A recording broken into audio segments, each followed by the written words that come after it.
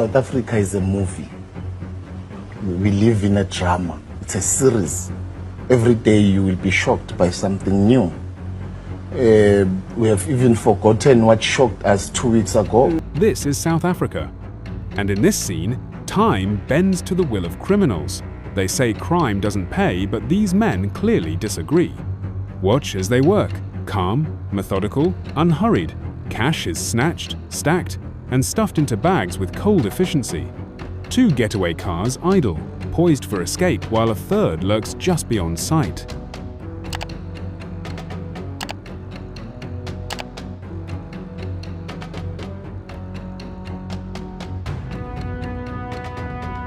Then, the twist.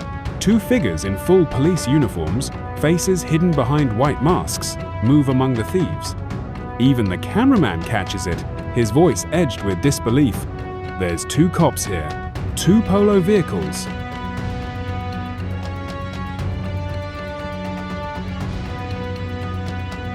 Let's keep close. But the real shock? The cash van guards bound, helpless on the roadside. Are they victims or accomplices? The cameraman wonders aloud. After packing some of the money, the criminals distance themselves from the cash van so that they can blow it up and retrieve some more money.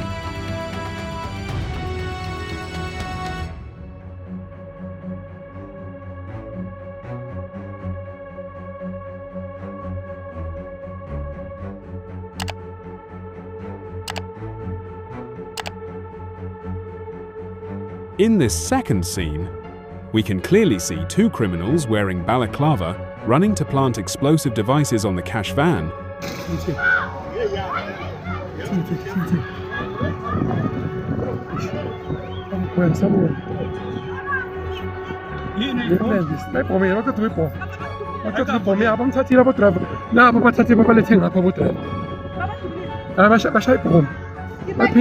And the cameraman makes us aware that the cash van guards are not in the car, as the criminals have already captured them.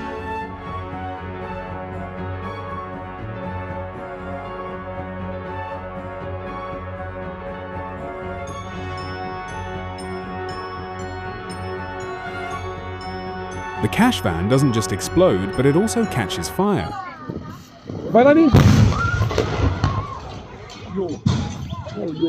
And the criminals run back to it to try and retrieve what's left. In the middle of chaos, you can still hear gunshots to keep the crowd away from the scene. Pass, let them pass, let them pass, let them pass. Let them pass.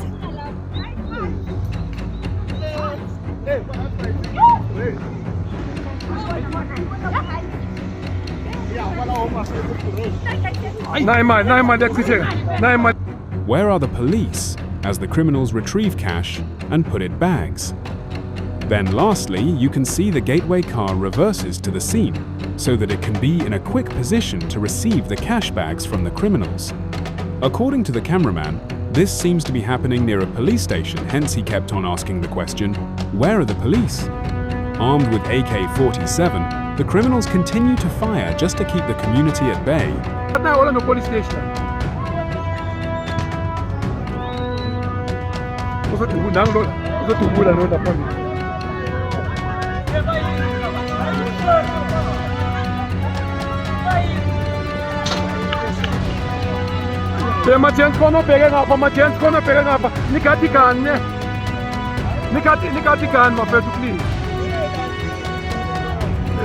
The most shocking thing one can observe from this situation is that the community members are already making their way to the cash van before the armed criminals leave the scene, putting their lives at risk just to loot whatever the criminals left behind.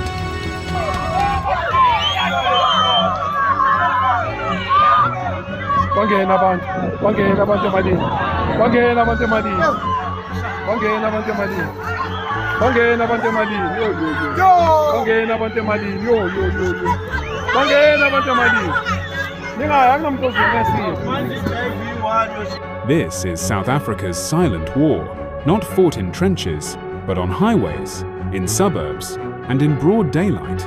Cash-in-transit heists aren't crimes, they're combat operations.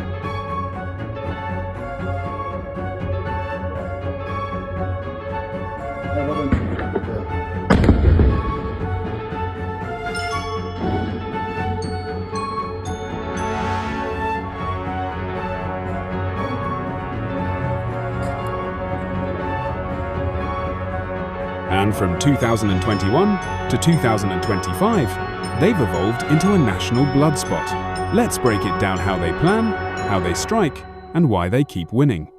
Step 1. Reconnaissance. These gangs don't just find a cache, they hunt it. Weeks of tracking routes, timing police patrols, even bribing insiders for intel. Some wear full SAPs, uniforms badges, radios, the works. Others clone security company vehicles down to the license plates. This isn't improvisation, it's a military siege. Their weapon of choice? Explosives so powerful, they shred armored trucks like paper. And if the guards resist, the numbers don't lie.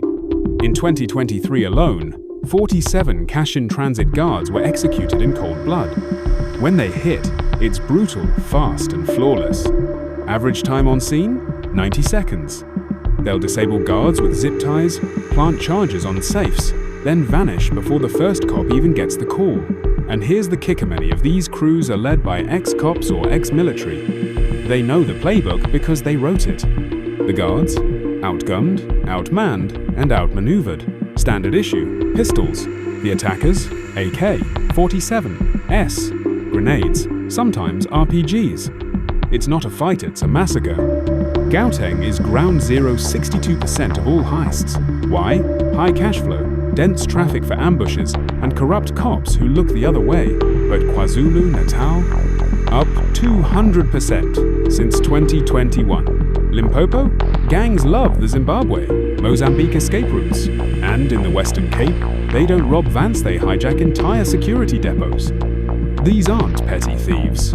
They're corporations with firearms, complete with logistics teams, getaway drivers, and even private medics to patch up wounded crew members. The stolen cash are 50 million in 2024 alone. But the real cost? You pay it.